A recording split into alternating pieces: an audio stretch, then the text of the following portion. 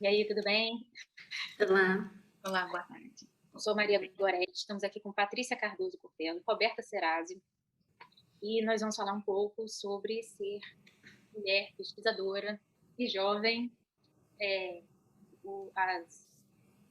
as dificuldades, quem apoia, o que ajuda a gente de verdade, como você pode ajudar, e outras pessoas que precisem, que estejam, se identifiquem com nossa situação. Nós combinamos aqui e vamos fazer por ordem alfabética. Então, vamos fazer. Eu sou advogada, sou mestra e doutoranda em Sociologia Política pela UENF, na faculdade da minha cidade, maravilhosa. E eu estudo distribuição desigual de justiça. Eu tento usar a pesquisa, usar a sociologia, instrumentalizar a sociologia para fazer observações sobre o poder judiciário. Porque eu vou contar para vocês. Eu sou advogada.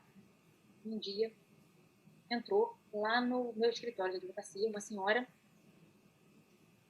com muitas marcas de sol, uma saia jeans no joelho, uma blusa largona assim, e ela falou comigo assim: eu sou agente comunitária de saúde do município vizinho aqui, São João da Barra. Eu tenho a impressão que, pelo meu trabalho, eu tenho direito a um adicional de insalubridade.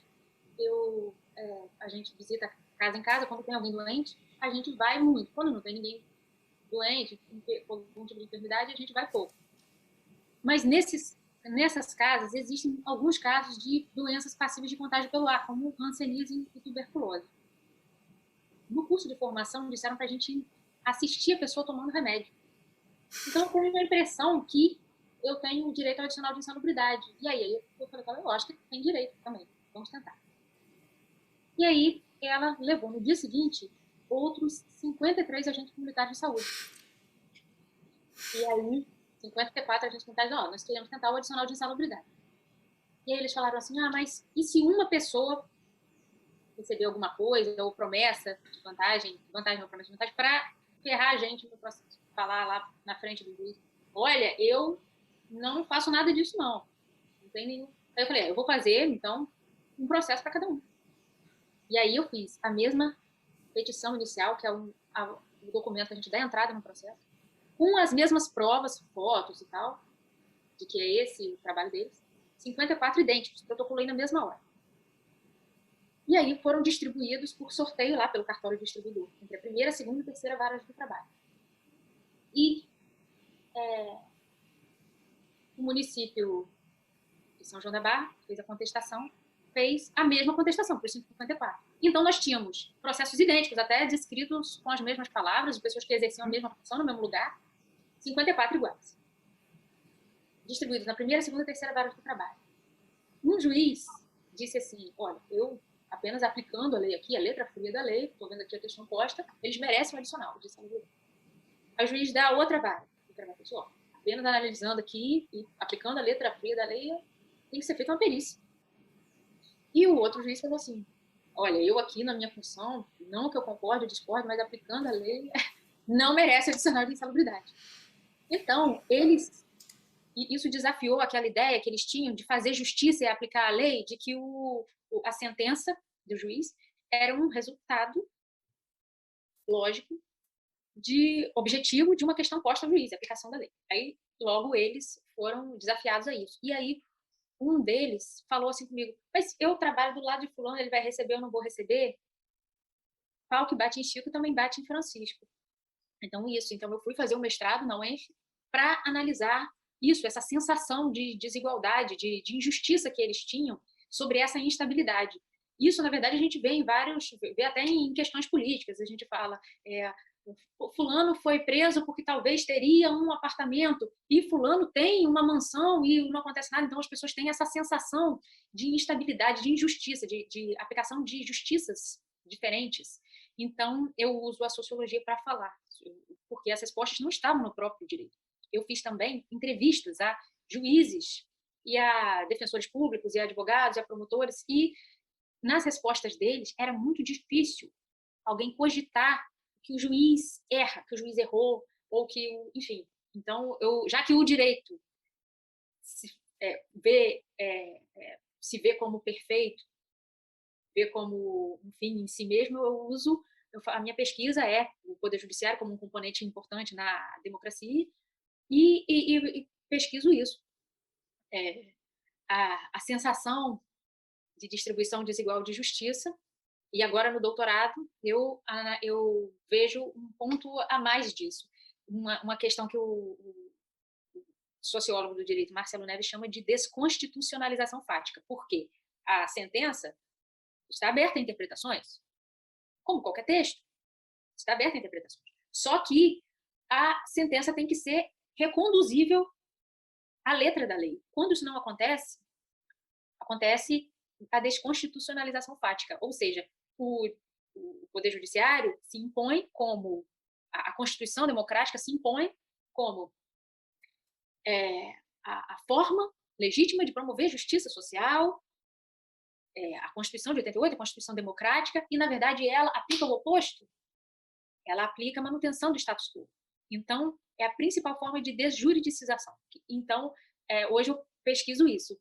Quando o juiz não, eu estou tentando falar o mínimo de juridiquês possível, não cumpre de forma alguma o previsto na Constituição, que ele deveria estar submetido, né, por uma questão do Estado de Direito, e então ele não cumpre a letra da lei. Eu estudo no doutorado agora, se por acaso existe a gente consegue pegar algum tipo de padrão sobre isso. Então, eu vou fazer análise do discurso, é esse meu tema de pesquisa. E você, Patrícia, me fala sobre você e qual é o seu tema de pesquisa, e depois vai ser a Roberta Serasi. Eu sou a Patrícia, né, Cardoso Cortello, eu sou química, formada pelo Instituto de Química da Unesp Araraquara, possuo mestrado e doutorado em Química pela mesma instituição, com ênfase na Química de Produtos Naturais. Eu trabalho com fungos endofíticos, trabalhei com fungos endofíticos no meu mestrado, depois continuei no meu doutorado e estou continuando agora no meu pós-doc. No meu doutorado, a gente começou a análise com as ferramentas metabolômicas, né, para análise de extratos brutos. Eu trabalhei com Rhizosphera de spectabilis, que é uma planta que tem uma certa atividade biológica, né, tem uma farmacológica bem interessante. Então, eu fiz todo um trabalho de cultivo de plântulas e isolamento dos fungos e tal, e fez extratos, e isso aí gerou um certo material, né, que está disponível lá, trabalhando ainda, tem vários alunos trabalhando com esse mesmo, com os fungos que eu acabei isolando, né. Agora, no pós-doc, eu estou dentro, né, estou trabalhando com a professora Laila, dentro do projeto Arbocontrol, que é focado para desenvolvimento de um inseticida ou larvicida para Aedes aegypti, né, e no combate aí à dengue e essas arboviroses. Então, eu estou trabalhando agora com fungos endofíticos do cerrado, que o cerrado aí é um hotspot nacional, né, que está ameaçado, está bastante ameaçado, e tem muitas espécies que ainda não foram identificadas, trabalhadas, e isso para planta, né, então para fungo endofítico, menos ainda, tem muitos poucos trabalhos de fungos do cerrado, e estamos vendo alguns resultados interessantes dentro do âmbito aí do projeto. Eu tive um tempo, né, entre o meu doutorado e o pós-doc, né, porque eu me tornei mãe nesse período, e aí a maternidade me levou um tempo, né, eu optei por ficar em casa, né, cuidando do meu filho Steve, fiquei 1 ano e meio, depois quando fui convidada com a professora Laila, eu aceitei, vim para Brasília trabalhar, é uma experiência, assim, totalmente nova, e é um desafio também dentro da pesquisa, né, você conciliar a maternidade com o seu trabalho como ciência, né, porque ciência é aquele contexto, você não trabalha, você não faz ciência no horário comercial, né, então é bem dinâmico, né, tudo, e eu vejo, assim, eu gosto de discutir bastante esses assuntos com as minhas amigas que também trabalham e também sentem as mesmas dificuldades, né, é um desafio, assim, enorme, você conciliar todo esse trabalho, mas tem sido bastante interessante, estou aceitando esse desafio aí, espero inspirar outras pessoas, outras mães cientistas a continuarem na carreira, né, é possível, é difícil, mas é possível conciliar, essa é a minha breve história, num contexto aí, geral. Ele está com quantos anos agora? Meu filho tem 3 anos agora. 3 anos, faz 2 anos que, ele tinha 2 anos quando eu voltei para a vida acadêmica, para a academia. Legal. Você não quer falar um pouco mais sobre a sua pesquisa, Patrícia?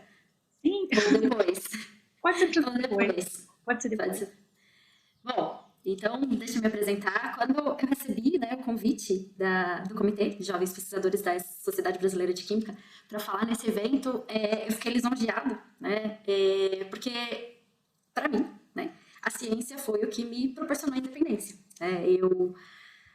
Os meus pais, a minha vida inteira, né, me incentivaram e tudo, o máximo que puderam, né, me mantiveram ali estudando, mas eles não tinham condições de me manter numa universidade, numa escola particular, né? Então, quando eu entrei, né, na universidade, eu também sou química, fiz USP, né, fiz USP Ribeirão Preto, e quando eu entrei na faculdade, foi uma oportunidade, né, de me libertar, né, de ter a minha independência, e é o que hoje, né, me proporciona, de fato, independência. Eu fiz graduação, mestrado, doutorado, tudo na mesma universidade, morando na casa dos meus pais, obviamente, então eles continuaram ali, né, sofrendo para me manter, né, mas, por outro lado, hoje, né, a ciência me proporciona ajudá-los, né, então eu acho que quando me falaram vamos conversar sobre ciência, né, e o que a ciência pode trazer em termos de independência e soberania, a primeira coisa que eu pensei foi, pronto, a ciência foi a minha independência, né,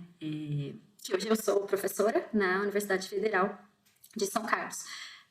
A minha linha de pesquisa já é química ambiental, então está relacionada aí um pouquinho ao que a Patrícia falou e tudo, mas é uma área que daí também, né, eu pensei em quanto eu poderia falar sobre a área, e eu acho que a área em si não é uma área em que a gente pode falar muito de independência, mas em termos de soberania o Brasil teria uma capacidade bem elevada, né, porque ambiente, todo mundo sabe, tudo que a gente faz aqui, né, vai refletir no mundo inteiro, então a gente não pode pensar no Brasil isolado, né, mas certamente nós temos uma capacidade de ser soberanos nessa área, e depois eu vou falar um pouquinho sobre um aspecto que eu tinha selecionado que é bem atual, né, e que eu acho que é extremamente importante, que é o relatório, né, do painel de mudanças climáticas, né, o painel intergovernamental de mudanças climáticas, que foi publicado, né, o 6º relatório, que foi publicado agora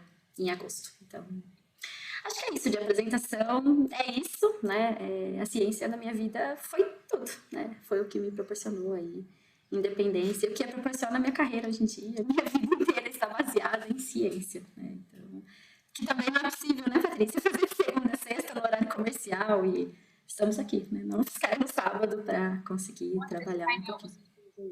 Que painel é esse? Painel Intergovernamental de Mudanças Climáticas, bom, existe um grupo, né, que, na verdade, são vários grupos, a gente está no sexto ciclo, né, nos quais pesquisadores do mundo inteiro se reúnem para avaliar artigos, né, sobre mudanças climáticas. E o último relatório, né, do 6º ciclo foi publicado agora em agosto, na verdade parte, né, ainda serão publicadas outras partes desse relatório. E assim, o Brasil tem diversos pesquisadores que fazem parte desse painel. A vice-presidente, não sei se pode chamar de vice-presidente ou traduzir dessa forma, né, a vice-presidente desse 6º ciclo é brasileira, né, uma mulher pesquisadora brasileira, e nesse relatório nós tivemos vários pesquisadores brasileiros, na verdade mais de 10 pesquisadores brasileiros, e com influências importantes, alguns sendo coordenadores de capítulos, né, e tem vários artigos também brasileiros que foram analisados. Então, a ciência brasileira, né, a ciência que trata de mudanças climáticas é extremamente importante. E a gente tem um grande potencial, eu acho que em termos de matriz energética, né, o Brasil tem aí o etanol, que a gente não vai falar, né, não vou falar sobre muitas coisas, mas em termos de emissão de CO2, se a gente pensar em mudanças climáticas, né, é um dos combustíveis que menos emite, né, utilizados aí para locomoções, em emissões veiculares é um dos que menos emite, comparado até com o etanol do milho, ele é bem mais eficiente em termos de emissão, né. Bom, então nós temos assim um potencial imenso, que poderia ser melhor aproveitado se a gente tivesse investimento em ciência para a geração, por exemplo, de etanol de 2ª geração, né? Não é exatamente a área da ciência com que eu trabalho, né? Mas é aí um aspecto bastante interessante, né? Que nós poderíamos... Desculpa, Maria, não entendi. Com pouco investimento, o Brasil é protagonista em química, né? Nesse tema de mudanças climáticas, né? Sim. Eu acho que nós temos uma grande participação e poderíamos ter uma participação ainda mais efetiva e aí, né, ser um bom exemplo mundial. Eu acho que a gente poderia ser um bom exemplo mundial, né, devido à nossa matriz energética. Eu acho que o Brasil tem tudo para ser exemplo em tudo, né? Desde do desenvolvimento tecnológico sustentável, desde que os recursos fossem melhor investidos, E a preservação ambiental, né? A gente precisa cuidar dos nossos hotspots, das nossas áreas, dos nossos biomas, né? Muita coisa que não foi estudada ainda, que a gente nem conhece. No Cerrado mesmo, você tem uma estimativa aí de mais 6.000 espécies de plantas e 800 espécies de animais, sendo que aí 40% das espécies de plantas, né, das plantas lenhosas, são espécies endêmicas, assim como 50% das espécies de abelhas, e que a gente sabe que as abelhas são as polinizadoras, são as responsáveis pelo desenvolvimento, né, da agricultura no país e tudo mais. Então, acho que deveria ser, a gente precisa lutar, precisa buscar para cobrar aí mais, né, do governo essa estratégia, precisa ter uma estratégia política ambiental voltada para a ciência e desenvolvimento tecnológico no país. Maravilhoso. Você tem alguma sugestão, assim, de alguma iniciativa que poderia assim, melhorar drasticamente? Eu nunca havia pensado nisso, né? O ambiental junto com a ciência, né? Com a pesquisa. Tem que ser tem que ter um equilíbrio, né? O desenvolvimento científico-tecnológico, ele tem que estar em equilíbrio com o meio ambiente. Você tem que ter propostas que sejam sustentáveis, né? Então, aí vai desde o desenvolvimento de cultivares agronômicos, né, para você não ter aquelas imensas plantações numa área mais reduzida, né, reduzir aí o número de pesticidas e tal, buscando alternativas para isso, como fatores biológicos, pode ser, por exemplo, a aplicação de um fungo, né, geneticamente modificado, que possa aí não atrapalhar o restante do meio ambiente, não ser um poluidor do meio ambiente, né, e contribuir. Eu acho que não necessariamente não precisa nem ser uma medida drástica, mas eu acho que pequenas medidas na forma de pensar, não só dos políticos, mas na forma de pensar do cientista também, né? Eu vejo hoje que já tem uma iniciativa no Brasil da química verde, né? De ser mais verde dentro do próprio laboratório, começar sendo mais verde. E eu acho que esse é o caminho aí. A gente tem que começar dentro do laboratório, né? E expandindo isso para fora do nosso mundinho, né?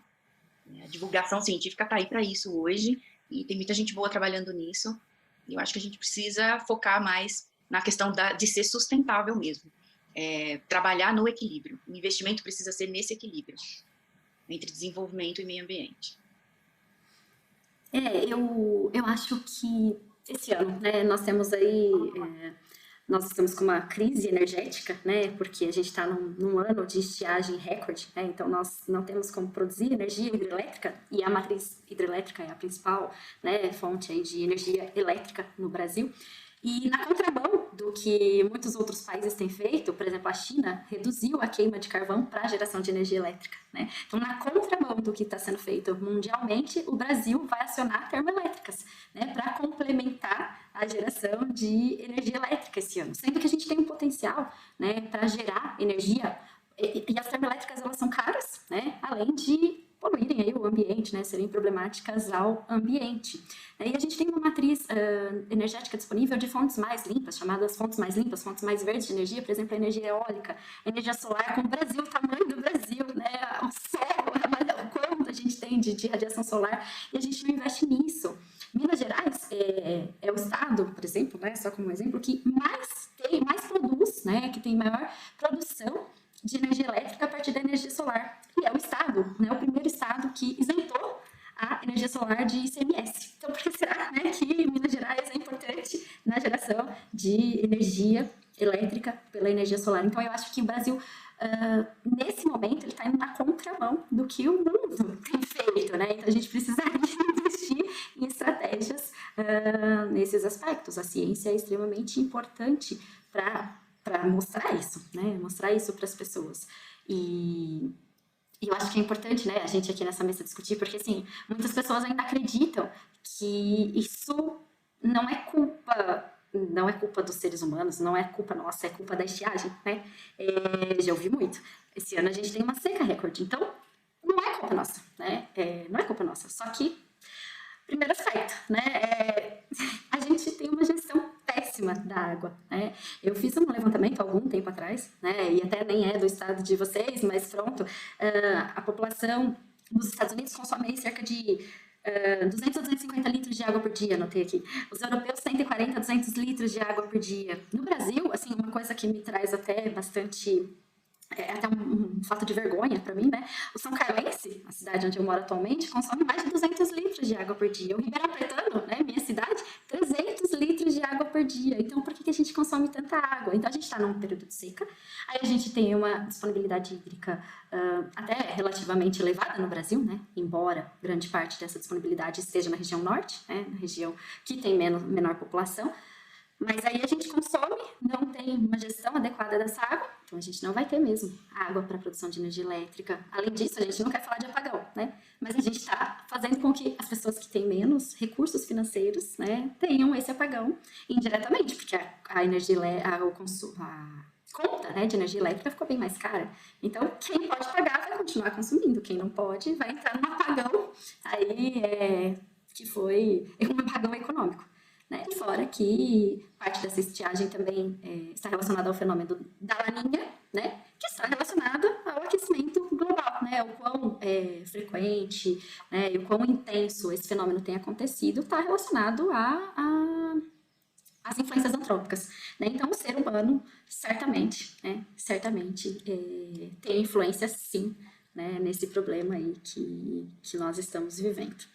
Então, acho que a gente precisa, sim, começar a investir em ciência ao invés de desestimular, né?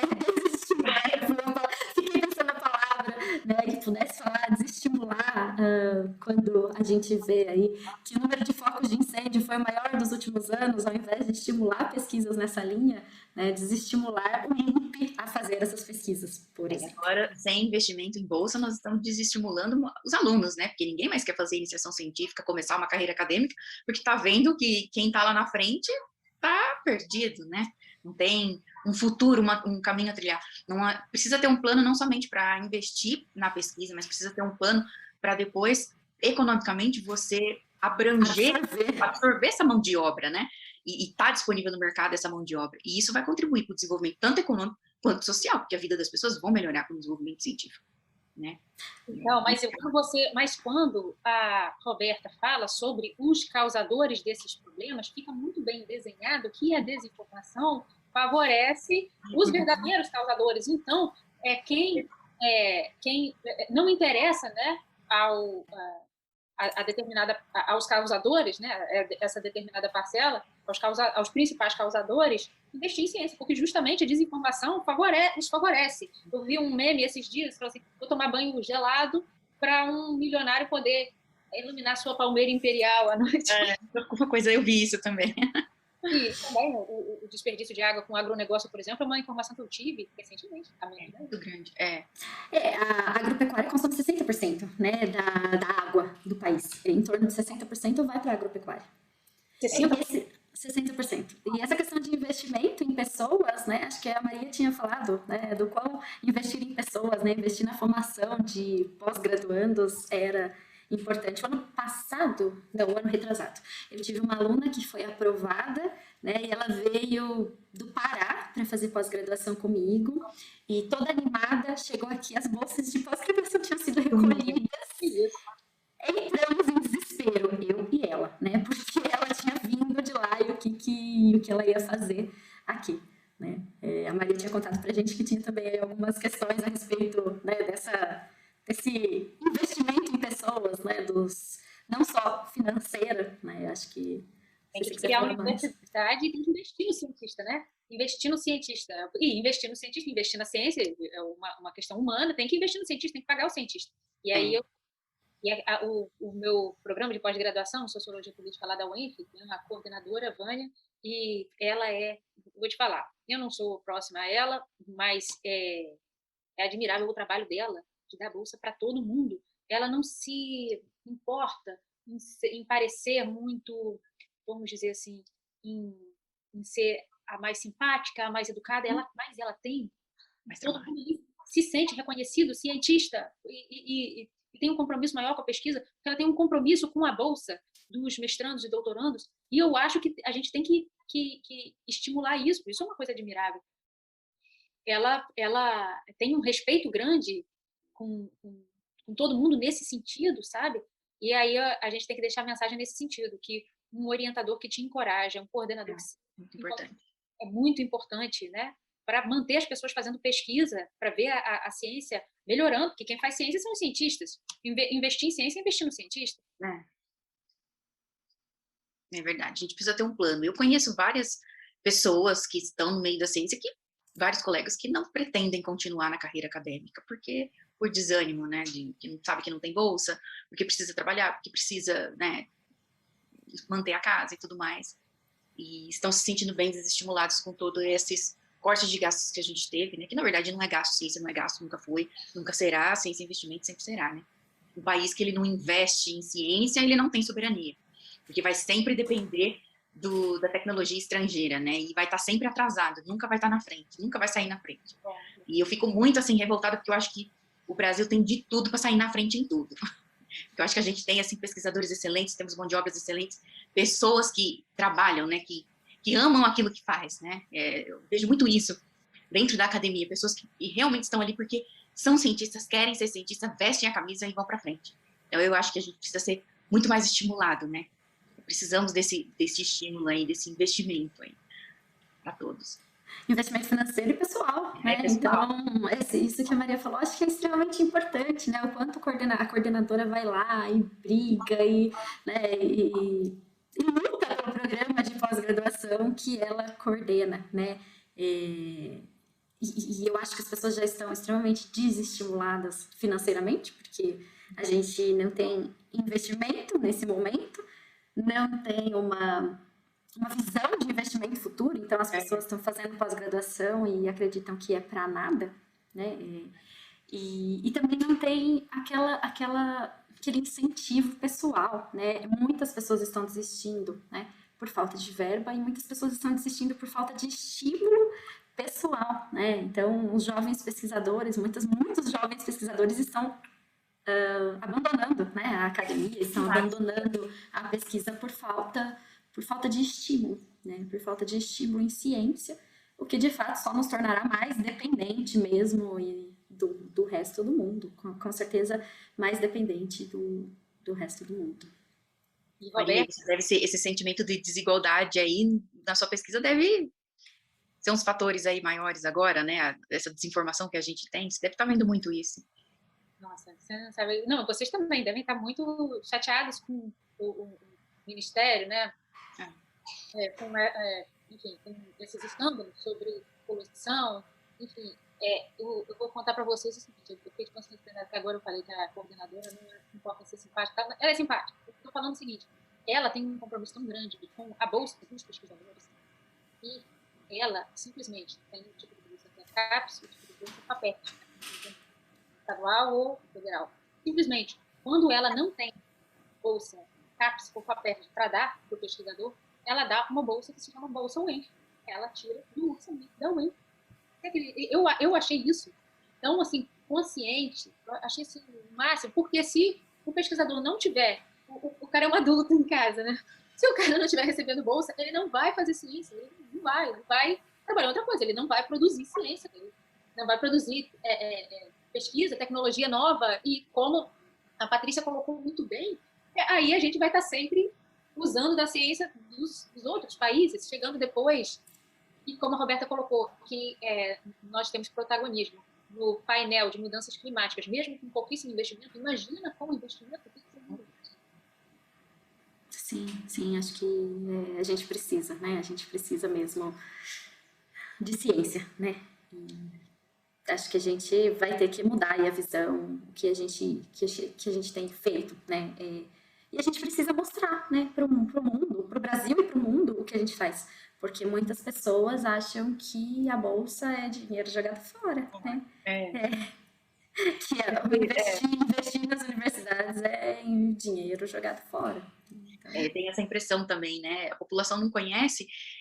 Se você só conhece o poder da ciência se você tem um produto pronto, né? Por exemplo, que está no foco agora, vacina, né? Se eu tenho uma vacina, tudo bem, não, tem que investir nisso. Só, né? E eu vejo muito político, assim, falando sobre isso. Não, tem que investir na ciência, mas naquela que dá dinheiro. Naquela que eu vou ter um produto para finalizar, né? E não é bem assim, a gente precisa de tudo. Precisa da ciência básica, porque é a ciência básica que vai gerar o conhecimento para as futuras tecnologias, para a geração final de um produto, né? Até chegar naquele produto, no medicamento, no desenvolvimento agrícola, vai muito investimento, vai muito tempo, são muitas pessoas que precisam trabalhar para isso, e eu acho que falta essa cadeia de conhecimento dentro das escolas, dentro da primeira infância, que eu acho que é onde o local, vejo agora pelo meu filho que tem 3 anos, que é onde se começa, que tem que ser despertado, né, esse esse conhecimento, né, esse desejo por ser cientista. As crianças são cientistas naturais. Elas buscam, estão sempre pesquisando, estão sempre fazendo experiências ali, e muitas vezes o que o adulto faz é simplesmente, não faz isso, você vai sujar, para com isso, né, e a gente acaba cortando eles aí, quando na verdade a gente deveria estimular mais isso, né, ali na primeira infância, que eu acho que é o essencial, e continuar isso ao longo da vida acadêmica do jovem, né, no ensino médio, seja no ensino fundamental, para que as pessoas não tenham esse pensamento, né, não tenham esse não conhecimento do que é a ciência, do que se faz, do que a gente faz na academia, né? Eu não sei se vocês têm, e acontece isso com a família, mas eu sou a primeira da minha casa, da minha família, que cheguei à universidade. A primeira, então, que está na pós-graduação. E eu vejo isso muita dificuldade, né, deles entenderem o que é o meu trabalho, assim, o que eu faço, o que isso vai gerar de retorno para a sociedade, né? Então, a gente precisa trabalhar isso, né? Eu acho que a gente precisa trabalhar também, focar na divulgação. Divulgar sempre, né? E de uma maneira que as pessoas consigam compreender. Vem cá, você falou do seu filho, que o seu filho é um grande questionador, meu filho também é um grande questionador. Mas parece muito que assim, quem ensinou a gente a deixar determinada fase, deixar de ser questionador, aceitar as coisas postas, então, esse tipo de educação serve à manutenção do status quo. E como eu não posso deixar de falar de política, eu acho que muito disso tem influência de quem está no poder. Porque se quem está no poder na verdade, representa quem se beneficia da desinformação, quem se beneficia do tipo de notícia, toma banho gelado, que assim você vai ajudar, e não gaste pouca água, na verdade não ataca o agronegócio, que gasta 60% da água, enfim. Então, eu acho que quem está no poder, ele é porta-voz de quem? Então, se ele se beneficiar da desinformação, porque as desigualdades favorecem o grupo que ele é o procurador, que ele é o porta-voz, então eu acho que não será investido em ciência. Com certeza. Isso a gente estamos amargando aí, né, com essa experiência que a gente tem tendo com o governo. Nunca pensei que isso fosse acontecer num país, no ritmo que a gente estava vendo de cientistas, foi assim, um baque tremendo, e agora para se recuperar disso vai ser muito, muito longo, né? E é assustador ver que, assim, para mim foi muito assustador essa experiência de ver a desinformação mesmo das pessoas, né? De terem ali apenas a informação superficial de tudo e nada assim, ter nada muito aprofundado a respeito, né? Não ter conhecimento mesmo.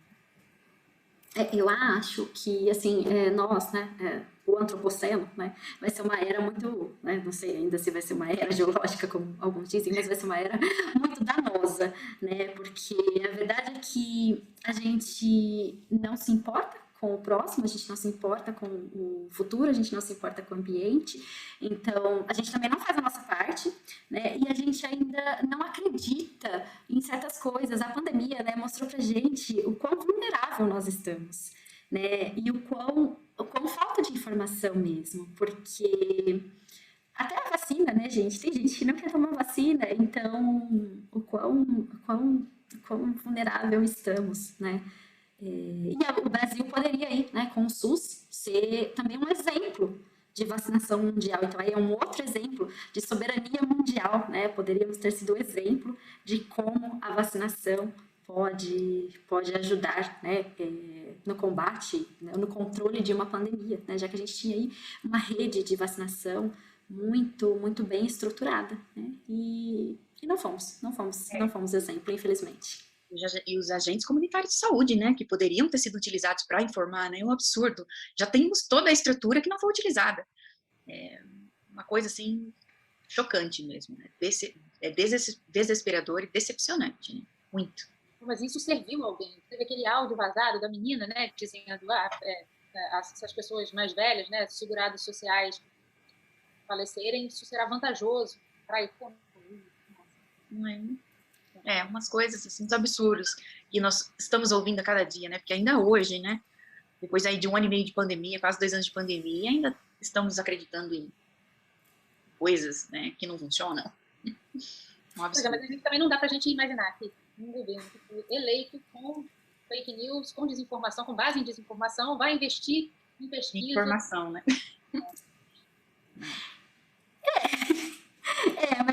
Mas acho que a gente todas as pessoas precisam entender, né, que o Brasil se isolando, o Brasil dando esses exemplos, né, em termos de saúde, em termos ambientais tão ruins, vai perder economicamente, e de qualquer forma, economicamente, fora, né, as questões das vidas perdidas, a economia, né, é tão afetada dentro do próprio país, porque a gente não controlou a pandemia ainda, né, então a gente está fazendo uma pesquisa, e aí a gente, no nosso artigo, escreveu, bom, a pandemia começou, as primeiras medidas de isolamento foram tomadas lá em março, aqui no estado de São Paulo, né, em março de 2020, e continuamos até agosto de 2021 ainda com medidas, porque a gente ainda não controlou a pandemia, né? A gente não conseguiu em nenhum momento controlar a pandemia. Isso vai trazer, né, aspectos econômicos para o Brasil gravíssimos, né? Isso não só internamente, né? A visão que o mundo tem, né, do Brasil, a visão que o mundo tem de Brasil está muito ruim. Em 2020 nós desmatamos mais do que sempre, queremos fazer um acordo com a União Europeia, mas não conseguimos controlar nosso desmatamento, né? Não conseguimos controlar nossa pandemia, não conseguimos controlar nada, né? Então precisamos de medidas para que a nossa soberania seja, né, devolvida. Isso é ruim economicamente também, acho. Sim. É aquilo que eu falei no início, é o equilíbrio, né? Você precisa estar a economia, ela só vai avançar quando você tiver o equilíbrio ali com a natureza, ser sustentável, né? Tudo precisa ter o seu equilíbrio. Aí a economia flui, a vida das pessoas melhora, você cria condições, né, para o nosso povo aí tão sofrido e se desenvolver, né? Só assim, não adianta, nem pesar nem para um lado nem para o outro. Temos que buscar sempre o equilíbrio aí. Esse é o princípio também do welfare state, o pobre com poder de compra faz as economias girar, então todo mundo enriquece, mas falar isso é comunismo, né? É isso, eu acho que, não tenho certeza, mas eu fico pensando quem se beneficia, né, de fazer exclusão social enfim, eu acho que justiça social beneficia todo mundo. Todo mundo. Infelizmente a justiça social ela deveria ser aplicada a todos, né? Mas ela não é. O sistema econômico que a gente vive, para ele funcionar, ele tem que beneficiar alguém, né? Alguns poucos e excluir a maioria. Né? Então, a gente precisa, não acertamos ainda no sistema que beneficie todo mundo. Você me falou que você é a primeira pessoa da sua família que faz pesquisa. Me conta de vocês. Sou a primeira, né? A primeira que fez a faculdade, né? Fez uma universidade pública. Depois fui a primeira com mestrado. Agora a minha irmã também tem mestrado, né? Depois foi a minha irmã, mas eu a primeira e única com doutorado. Vamos ver as próximas gerações aí, a seguir em frente. Minha sobrinha mesmo veio esses dias conhecer a UNB, ficou assim encantada. Por isso que eu falo que, né, precisa se divulgar mais dentro da escola, né, lá nesse período, que ela ficou simplesmente encantada com a universidade. E então eu vejo que é uma adolescente já com 15 anos, e você vê como que é deslumbrante esse mundo, sabe? Que os olhinhos brilham, né? De poder estar. E eu achei isso fantástico, assim, até me emociono, né? Eu também. A gente vê o trabalho sendo reconhecido, né? E assim, eu queria que todo mundo tivesse essa experiência que ela teve. Eu acho que isso deveria ser aplicado a todo mundo, na verdade. Né? Todo mundo deveria ter esse direito, e não simplesmente algumas pessoas ou não, né? Isso é bem fantástico, né? E vocês têm alguma experiência assim? A primeira da família também? No meu caso, acho que com doutorado, por enquanto, você sou eu. Da minha geração, acho que não vai ter mais ninguém. Eu acho que vai. Você já foi a inspiração da sua irmã vai fazer doutorado também, sua filha, a família toda, e você foi a principal inspiração, você foi a primeira. Foi a primeira. Bom, eu disse, né, meus pais até fizeram, assim, meu pai não terminou a faculdade, mas eles até fizeram faculdade, mas particular, né, a primeira pessoa quem fez faculdade pública, eu tenho uma prima que também é professora, né, também fez universidade, fez Unesp, Araraquara, e aí fez pós-graduação e tudo, e hoje é professora na Estadual de Ponta Grossa, né, e eu também, né, então acho que, assim, mais de faculdade pública, né, nós fomos as primeiras aí e somos as primeiras que trabalhamos com ciência. Então, eu acho que é muito importante, foi o que eu falei, né? A minha independência foi isso, e eu acho isso lindo mesmo, da Patrícia dizer que foi ela a primeira e vai servir de exemplo, porque é o que traz é o que pode trazer o nosso futuro, né? É o que traz, na verdade, traz melhorias para o nosso futuro. Então, é muito interessante isso. Assim, muito satisfatório, né? A gente fica muito feliz com esses exemplos. Os meus pais, meu pai veio de São Joaquim, uma cidade muito de interior aqui perto, e minha mãe de Santa Maria, outra cidade muito de interior. Aí, na cidade de São Joaquim, meu pai foi o primeiro a fazer faculdade. Ele fez vestibular para direito aqui em Campos, é uma cidade bem maior, tinha faculdade, aí fez vestibular e passou, todo mundo chocado, passou. E aí ele veio para cá com uma mala que era uma cama. Então ele veio assim, eu vou ver onde eu vou dormir. Aí a minha mãe fez odonto e a minha mãe mas a minha mãe de Santa Maria tinha outras pessoas e tal. Só que quando a minha mãe se formou, a minha avó falou: olha, você precisa voltar para Santa Maria para arranjar um casamento, você precisa, porque se você ficar solteira na cidade grande, né, assim, que Campos é muito maior, mas ainda assim é uma cidade de interior. Se você ficar solteira lá, vão falar que você é garota de programa, ou que podem pensar. Então você precisa, para você ficar, você tem que se casar. Então é isso, que o pessoal da cidade ia ficar falando com a minha avó na igreja, ia ficar falando: o que sua filha está fazendo lá? Estranho, hein? Mas já não fez faculdade? Então é isso. Aí a minha mãe se casou com o meu pai e meu pai na faculdade de Direito, aos trancos e barrancos, fora tendo filho, 3 filhos, e tem uma dificuldade de pagar conta e tal. E tinha, assim, passaram muito perrengue, mas meu pai hoje é um grande advogado, assim, maravilhoso. E a minha mãe é no meu entender, responsável por tudo, porque minha mãe, além de ser dentista, minha mãe fazia tudo, né? Eu criava os filhos e criava todo um ambiente muito favorável para que ele tivesse apenas que trabalhar.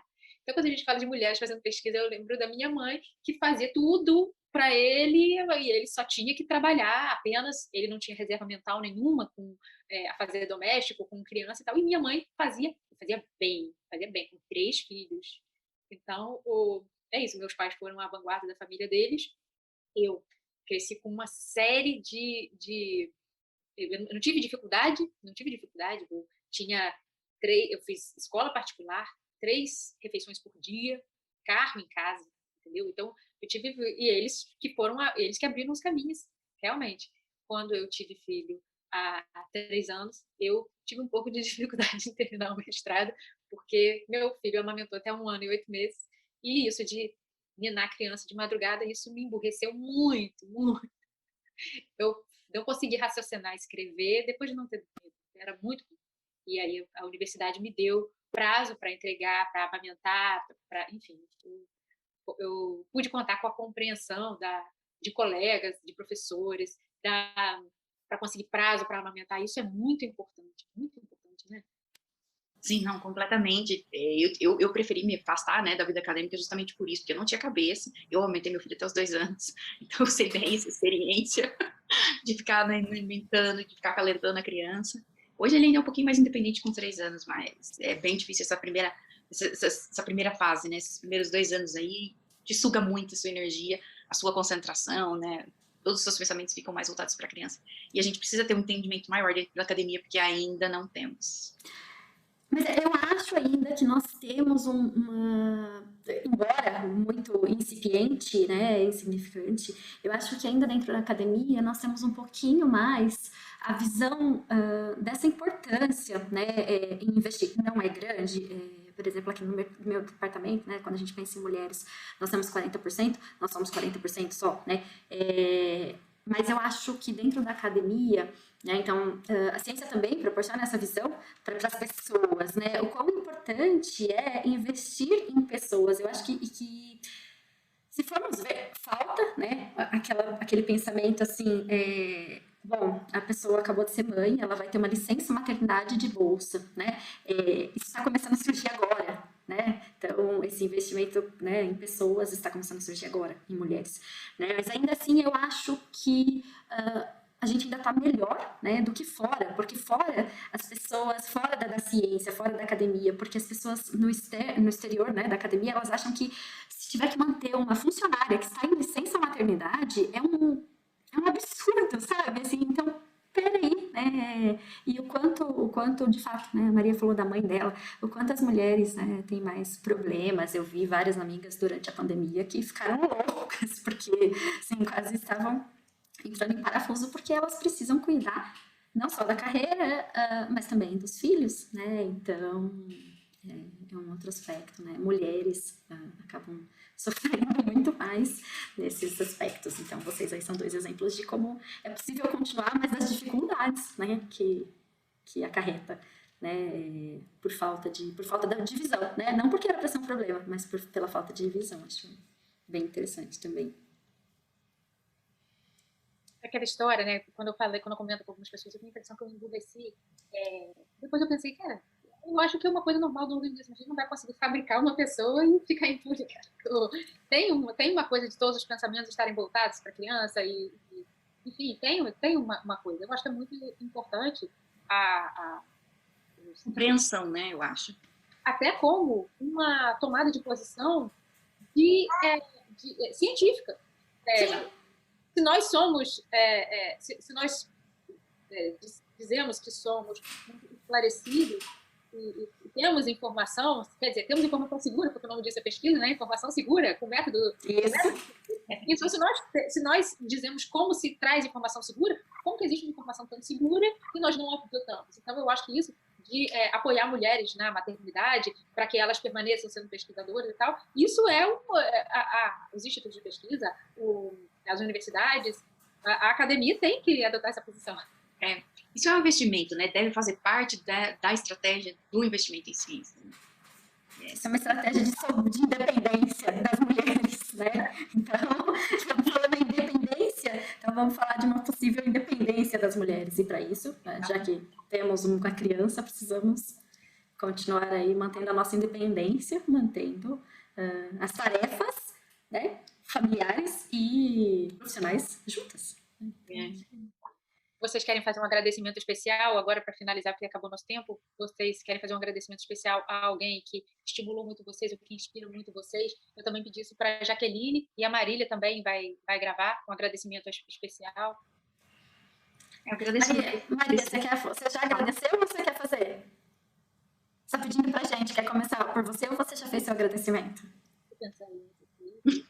Então pode começar, Patrícia, já tinha começado, pode começar a agradecer. Eu agradeço a SBPC, né, pelo convite de estar aqui, agradeço ao professor Ian, que sempre foi meu orientador de mestrado e doutorado, que sempre me incentivou, a professora Laila tem sido muito apoiadora nessa questão da maternidade e do trabalho no laboratório, eu acho ela uma pessoa muito compreensiva e realmente uma inspiração para mim, para continuar, né, na carreira acadêmica aí. Agradeço também a minha família e vocês, o bate-papo de hoje foi bem interessante. Gostei muito de partilhar com vocês algumas experiências. Bom, vou eu então agora. Também queria agradecer, né, a SBPC, ao Comitê de Jovens Pesquisadores da SBQ, porque esse convite chegou a mim por meio, né, do Comitê de Jovens Pesquisadores da SBQ. E agradecer todas as pessoas que estiveram envolvidas na minha formação, né, tanto desde o básico, né, até a universidade, as pessoas que me acolheram na Universidade Federal de Goiás, porque antes eu fui professora na UFG, né, e as que agora me acolheram também aqui na UFSCar, a toda a minha família, aqueles que se esforçaram tanto, né, para me manter e que me apoiaram, então pessoas assim que muitas vezes desistiram entre aspas, né, mas desistiram das próprias carreiras para que eu tivesse a minha carreira hoje. Né? Então, foram pessoas aí muito importantes. E a vocês duas, foi um prazer mesmo conhecê-las, de áreas diferentes do país. Conheço a UENF, mas não conhecia, não sabia nem que tinha direito. Só conheço... Não é direito. Sociologia política. Só a parte de sociologia política da UENF. Na UENF. Então, conheço a UNB, porque fui da UFG, conheço a UENF, né? Mas não conhecia as áreas de vocês, então foi um prazer mesmo estar aqui com vocês. Obrigada. Quero agradecer à minha família, aos meus pais que abriram o caminho, que são grande inspiração, para 2 pesquisadores que são grandes inspirações, que me estimulam muito, me encorajam muito, que é o Juarez Tavares e o Renato Giannini. E eu queria também agradecer a vocês, ao convite da SBPC. Quero agradecer também a todas as mulheres que lutaram muito e que sofreram para que hoje eu tivesse o direito de estudar e que eu tivesse o direito de estar falando aqui pela luta delas, que nós estamos aqui e fazendo essa coisa tão subversiva quanto as mulheres morreram porque queriam estudar. Então, nós estamos aqui, né, graças a elas. Queria agradecer também a essa luta. E é isso, muito obrigada a vocês pelo bate-papo de hoje. Tomara que a gente se conheça pessoalmente quando tudo isso acabar, né? Sim, acho que a gente também tem que agradecer a todas as pessoas que estimulam a ciência e que estimulam que a ciência possa, né, tornar o Brasil soberano e independente, né, que era o tema dessa mesa redonda. Agradecimento a todos os entusiastas, aos cientistas, né, que fazem isso pelo nosso país. Com certeza, né, os sobreviventes ainda que acreditam na ciência, que vestem a camisa e estão seguindo em frente. Bom, Prazer. Então, tchauzinho, prazer, beijos, tchau. Agora, pronto, né? Agora a gente tem que... Ah, Maria já saiu. Eu ia falar, agora podemos falar com o Carlos. Saiu.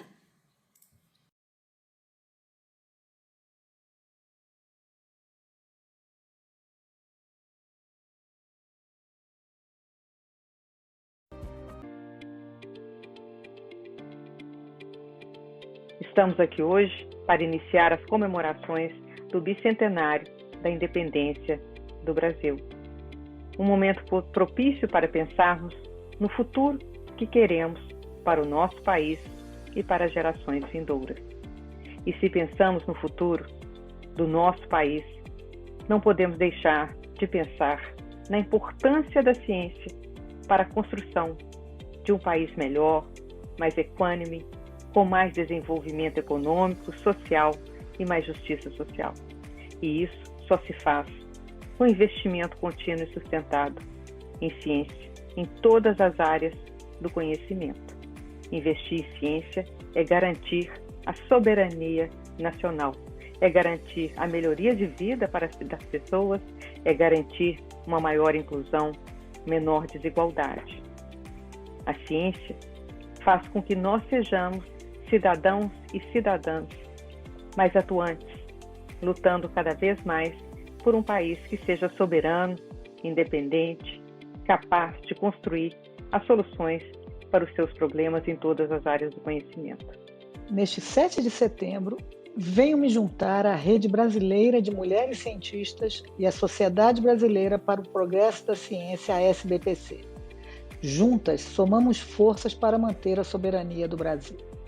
Neste Dia da Independência, devemos defender nossa ciência, sempre comprometida com a sociedade brasileira. Essa ciência que mostrou ainda mais sua importância no combate incessante à pandemia de Covid-19. O país tem sentido na pele a presença da pesquisa feita na Universidade Pública Brasileira. O cotidiano se viu tomado pela visão clara e racional da ciência, realizada por pesquisadores que se dedicam dia a dia a fazer um país melhor e mais justo.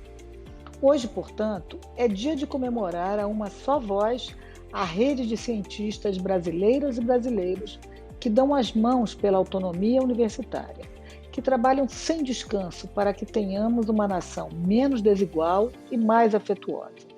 Juntas, somos capazes de sustentar uma independência de fato, uma independência que gostaríamos que fosse apenas de muita vida e nenhuma morte. Temos muitos desafios na ciência brasileira. Um dos principais é a falta de investimento permanente e robusto na ciência, agravada nos anos recentes.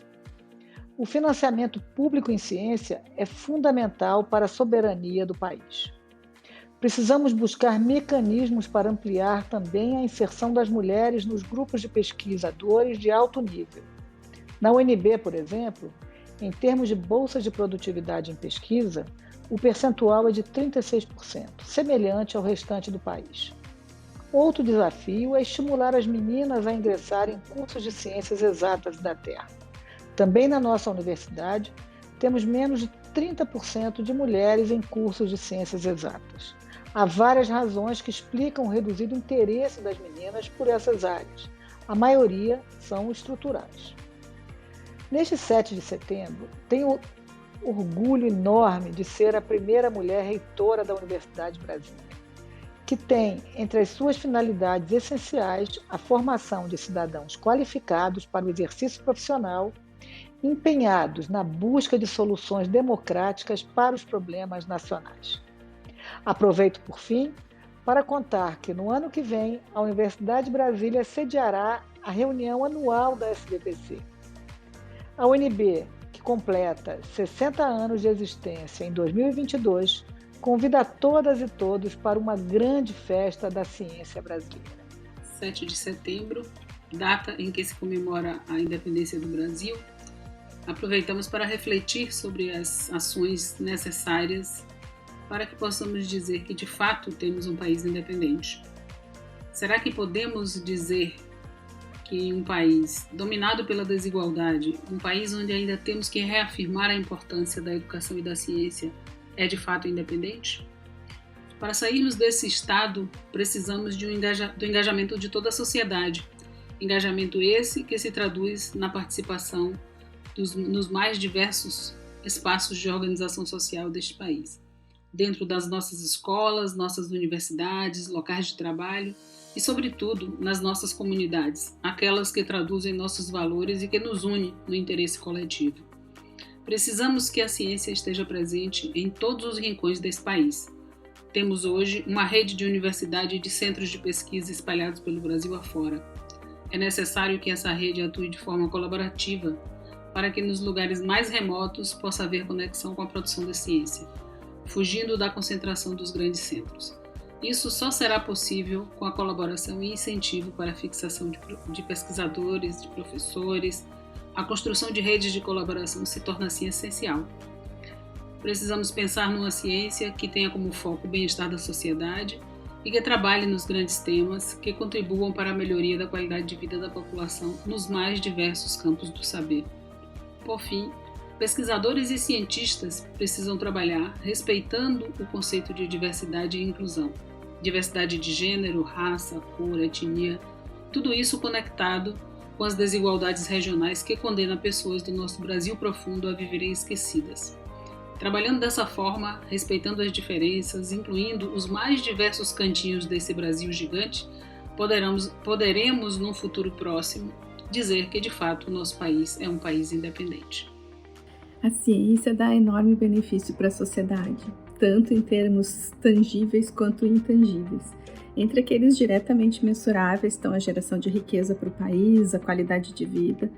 A pesquisa é fundamental para a soberania e também dá retorno econômico. Sem pesquisa, o país se torna dependente da tecnologia de outros países. E quanto mais educação, mais atraente é um país para investimentos. O investimento em educação e em ciência também significa reter os nossos jovens talentos, aquelas pessoas que vão construir o futuro. E na saúde, por exemplo, nós vimos bem durante a pandemia que a ciência e a pesquisa salvam vidas e também podem economizar bilhões em intervenções que são mais efetivas e com menos custo, mais acessíveis. Mas esses são benefícios concretos que a gente pode medir. Para além disso, tem uma enormidade de benefícios intangíveis, que é muito difícil de medir, mas realmente significam muito para a história de um país, para a independência de um país, né, no dia como hoje, como, por exemplo, a educação e a ciência mudando histórias de vida. A universidade promove cultura, forma os professores para o ensino básico, qualifica a educação. A universidade principalmente faz pensar, e pensar é uma coisa essencial no mundo hoje, nesse movimento que a gente está vivendo, anti-ciência, anti-intelectualismo. Para exercer a cidadania, é importante que a gente possa interpretar criticamente não só as notícias de jornal, os artigos científicos, os posts nas redes sociais. É importante interpretar criticamente o que a gente vive para poder navegar essa realidade. Então, somente um pensamento crítico e independente vai fazer com que a gente construa um país independente. A ciência, então, para finalizar, salva vidas, tem soluções para oferecer para as pessoas, para a qualidade de vida, para o país. E a educação salva o futuro, justamente em épocas de crise, que é mais importante ainda a gente investir em educação e em ciência, porque é assim que a gente vai sair da crise. E ciência, a gente não faz sem diversidade, sem vários pontos de vista, sem muitas ideias diferentes, a gente não avança, a ciência não avança. Por isso, ela também é, de certa forma, um modelo da sociedade que a gente quer ver, né? Do futuro que a gente quer ver. Um futuro mais justo, igualitário e diverso.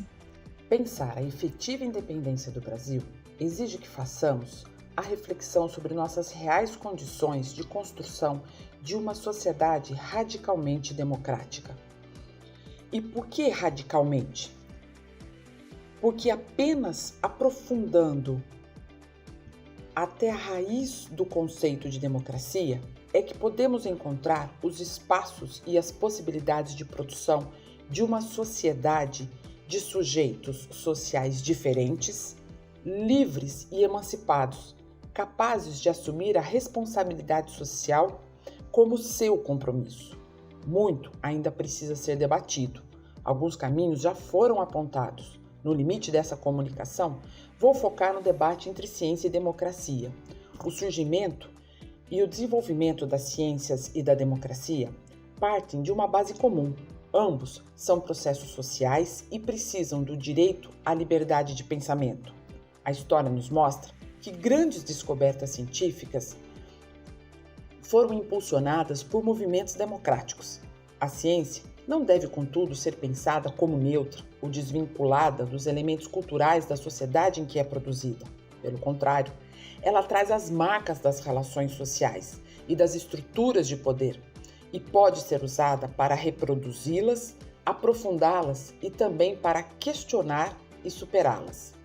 A ciência brasileira, ocidentalizada pelo processo de colonização, é chamada há algum tempo a se questionar e enfrentar o enorme desafio de promover a decolonização, de reconhecer que seus fundamentos ocidentais, baseados na experiência europeia, não dá conta de explicar todas as realidades, de entender que as desigualdades de gênero, raça, classe e etnia estão presentes também no fazer científico. Quando reconhecemos que nossa ciência ocidental é um construto cultural específico, abrimos espaço para um primeiro momento de radicalização democrática no campo epistemológico.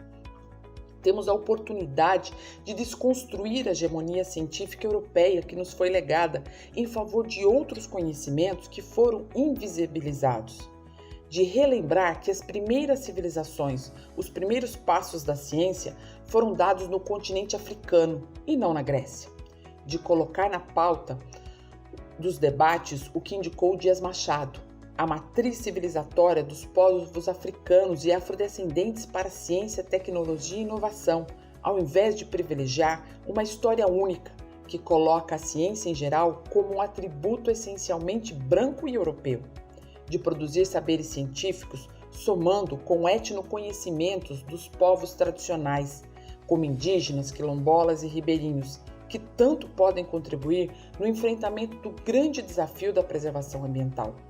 Produzir ciências, assim mesmo, no plural, que tomam a diversidade cultural como base da produção de conhecimentos emancipatórios. Essa é, na minha opinião, nossa principal contribuição como cientistas para a independência do Brasil.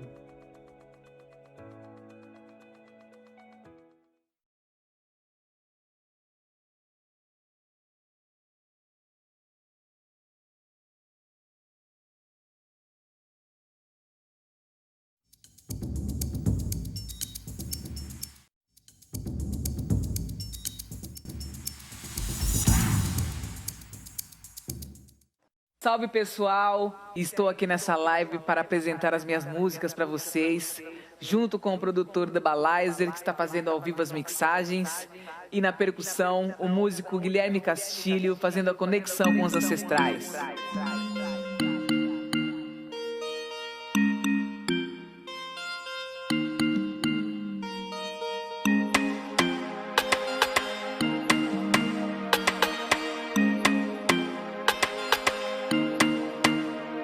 Chamejai o fogo do amor, chamejai o fogo do amor, chamejai o fogo do amor, chamejai o fogo do amor, chamejai o fogo do amor, chamejai o fogo do amor, chamejai o fogo do amor, chamejai. Cortai e libertai o que não serve à lei divina, cercai de sombra e trazendo só sabedoria. Chamejai o fogo do amor, chamejai o fogo do amor, chamejai o fogo do amor, chamejai o fogo do amor. E só na fé eu me defendo do conflito. Bate aqui dentro, força de preta com índio, Chacriabá é de origem povo antigo, e tá na luta combatente expressivo. Um pé na aldeia, um pé no mundo, assim eu sigo. Todo respeito à minha hoje eu acredito. Eu sou negrinha nessa selva e resisto. Fecha comigo e transforma esse ciclo. Vinde, vinde, vinde, vinde, vinde, vinde. Vinde, vinde, vinde, vinde, vinde, vinde. Vinde, vinde, vinde, vinde, vinde, vinde. Vinde, vinde, vinde, vinde, vinde, vinde. Cortar e libertar o que não serve a luz divina. Cercar e dissolver trazendo só sabedoria. Chamejai o fogo do amor. Chamejai o fogo do amor. Chamejai o fogo do amor. Chamejai o fogo do amor. Chamejai o fogo do amor. Chamejai o fogo do amor. Chamejai o fogo do amor. Chamejai o fogo do amor. Chamejai o fogo do amor. Chamejai o fogo do amor. Chamejai o fogo do amor. Chamejai. E só na fé eu me defendo do conflito. Bate aqui dentro, força de preta com índio. Jacriabá é de origem povo antigo. E tá na luta combatente e expressivo. Um pé na aldeia, um pé no mundo, assim eu sigo. Todo respeito à minha origem, eu acredito. Eu sou negrinha nessa selva e resisto. Fecha comigo e transforma esse ciclo. Cortar e libertar o que não serve a luz divina. Cercar e dissolver trazendo só sabedoria. Chamejai o fogo do amor. Chamejai o fogo do amor. Chamejai o fogo do amor. Chamejai o fogo do amor. Chamejai o fogo do amor pela liberdade. Chamejai o fogo do amor pela liberdade do povo preto. Chamejai o fogo do amor pela resistência. Chamejai.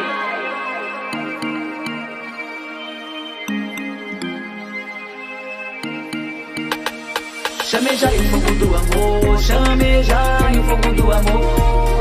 Chamejai o fogo do amor, chamejai o fogo do amor. Chamejai o fogo do amor, chamejai o fogo do amor. Chamejai o fogo do amor, chamejai. Chamejai o fogo do amor, chamejai o fogo do amor. Chamejai o fogo do amor, chamejai o fogo do amor. Chamejai o fogo do amor, chamejai o fogo do amor. Chamejai o fogo do amor, chamejai.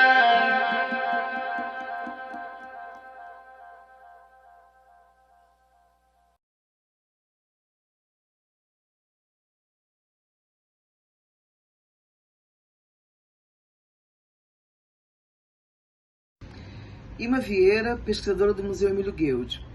O Brasil, até o ano de 1812, estava dividido em duas províncias, a do Grão-Pará e Maranhão e a do Brasil. Não havia muito contato entre elas, uma vez que as trocas comerciais e culturais eram feitas diretamente com Portugal. O Pará não aderiu de imediato à independência do Brasil. Isso ocorreu apenas em 15 de agosto de 1823. E quando o Pará aderiu, isso foi muito importante historicamente, para o país, porque ele ficou finalmente livre do domínio dos portugueses e, afinal de contas, foi anexado ao Brasil um território enorme que veio a ser muito depois a Amazônia, como nós conhecemos hoje. A ciência na Amazônia frequentemente foi convocada para solucionar questões geopolíticas de delimitação, ocupação e ordenamento territorial, a começar pela demarcação das fronteiras coloniais, a identificação de especiarias, drogas ou metais preciosos, passando pela economia da borracha, a instalação de infraestrutura para a ocupação econômica da região, até a delimitação de áreas protegidas para a conservação ambiental. É inegável também a importância dos saberes das populações tradicionais no processo de construção da ciência na região norte. Temos que estabelecer uma estratégia para que a ciência seja o vetor da ocupação e gestão do território. O primeiro passo nesse sentido consiste em fortalecer as instituições e reduzir as disparidades educacionais e científicas. Olá, eu sou Luciana Miller e nesse Dia da Independência eu vim aqui para responder uma pergunta que a Sociedade Brasileira do Progresso da Ciência nos lançou então como um desafio. Será que o Brasil é um país independente de fato? E qual que é o papel da ciência e da tecnologia na promoção de um país independente? Bom, nós sabemos que nós somos muito dependentes de outros países. Quando a gente fala da área da saúde, quando a gente fala da área de tecnologias, das mais variadas, não é mesmo? Então, citando o exemplo aí das vacinas. Nesse momento, nós estamos recebendo as vacinas nos nossos braços para o controle da pandemia e nenhuma delas foi desenvolvida aqui no nosso país, certo? Será que a gente não tem pesquisadores bons o suficiente? Né? Qual que é o problema? Por que nós somos dependentes de outros países? Nós temos um grande gargalo aqui no Brasil. No ano passado, né, foi lançado o edital e foram selecionadas diversas instituições de pesquisa e de ensino aqui do Brasil que fizeram pesquisas para descobrir a vacina da Covid-19. Nós tivemos aí mais de 15 resultados promissores no nosso país. Mas e aí? O que acontece depois?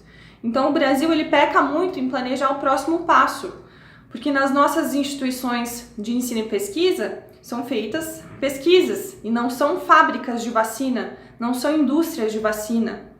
E essa área da saúde, esse exemplo, ele é só um exemplo de fato, mas é algo que se repete nas mais diversas áreas, né? A gente pode falar desde da área da saúde, mas também na área da tecnologia da informação, na área de novos materiais, na área de engenharia, em todas as áreas.